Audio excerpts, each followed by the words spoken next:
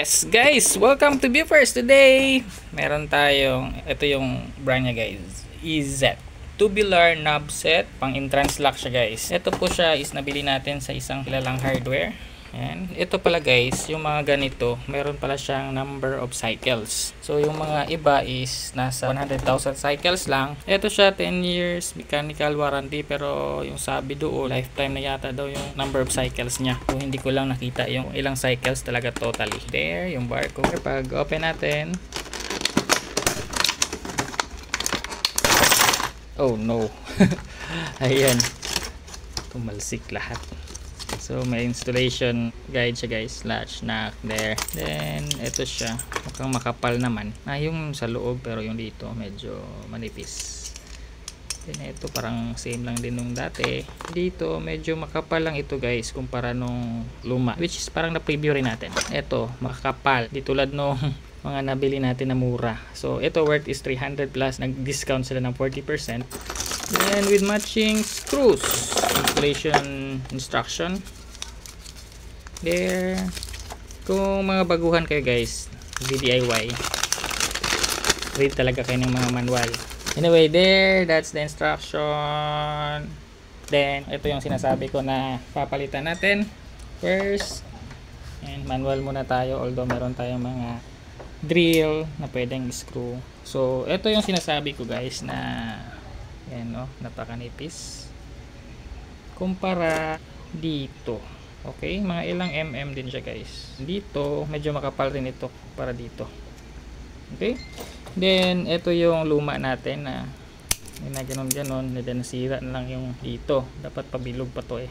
Then ito hopefully makapal rin kasi may hole yan dito dito na part. Then itatry ko, problema yan, masikip. Then dito parang magpuputol ako dito. Aayusin ko muna to guys.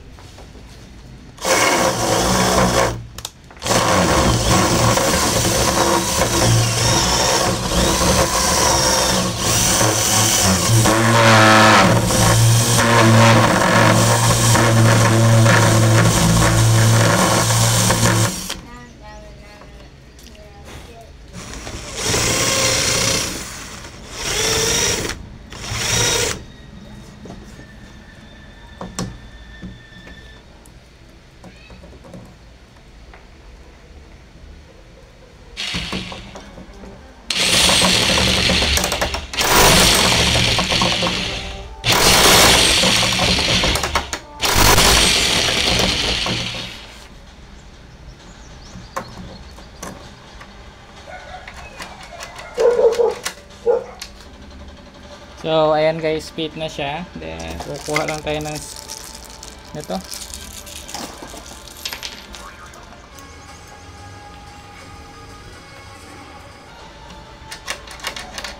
Ayan. Next guys is ito, kung saan itong may lalagyan ng susi, doon natin ilalagay.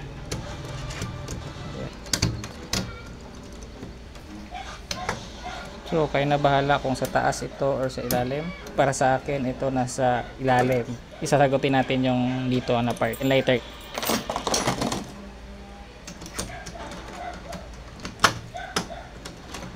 So ayan, pag ilalock, yan, lock. Pag i-unlock dito sa kabila, so ganun.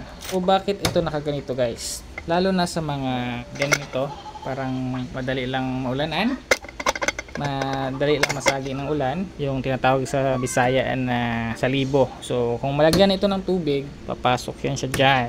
Yung mga pin kasi ng mga lock usually nasa taas yan, kung saan yung medyo may ganito, nandun yung mga pin. So mga nakaganyan yung mga pin yan, ganito pala. Pagpasok nito, ito gumaganon. Pag mismatch yung ngipin niya, so hindi siya na-open. And then bakit nakaganito? Pag malagyan kasi yan ng tubig, pag ito nasa baba, dito magpupondo ng tubig, and then baka magkukos ng lock or any damages, kaya pinataas natin. Anyway, there, proceed tayo. Lagay lang natin ng ganito. Ayan.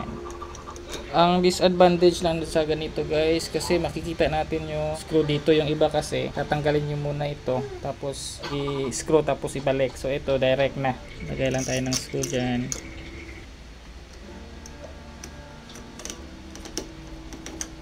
There. Tapos yung kabila, huwag niyo muna masyadong i-lock guys para makita niyo yung sa loob. Ayan. Ayan, masilip niyo muna pagpasok nito. Ayan. There. See? Ayan o. Then kung ma-align nyo na, ayan, saka nyo na ilalak. Then dahan-dahan para hindi ma-dislocate. Ayan.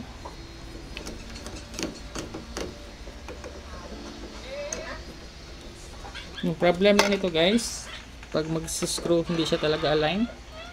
Ayan o, dapat ito yung straight eh. So maggawa lang muna tayo ng angle ng pagganito, and then hindi siya masyado match dito. Anyway, okay lang yan, nakakaya naman. Then ayan, there. Okay na guys.